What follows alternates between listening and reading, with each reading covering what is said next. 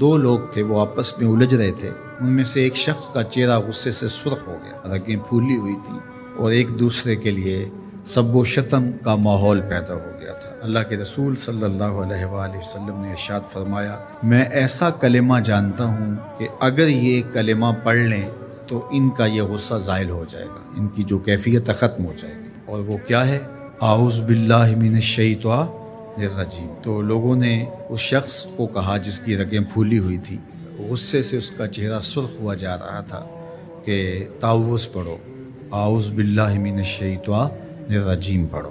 اور یہ اللہ تعالیٰ نے قرآن مجید میں ارشاد فرمایا ہے کہ جب غصے سے انسان بے قابو ہو جائے تو اس کو چاہیے کہ وہ اپنے غصے سے باہر نکلنے کے لیے تعوذ پڑھے۔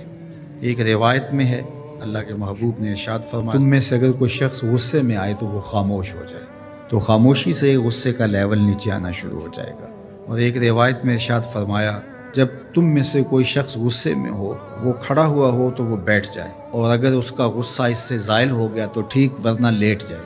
یعنی اگر وہ کھڑا ہو تو بیٹھ جائے، اور اگر بیٹھنے کے باوجود بھی غصہ ختم نہیں ہونے پا رہا تو لیٹ جائے، خاموش ہو جائے، تعوذ پڑھے، بیٹھ جائے یا پھر لیٹ جائے۔ تو یہ چار صورتیں غصے کو کم کر دیتی ہیں۔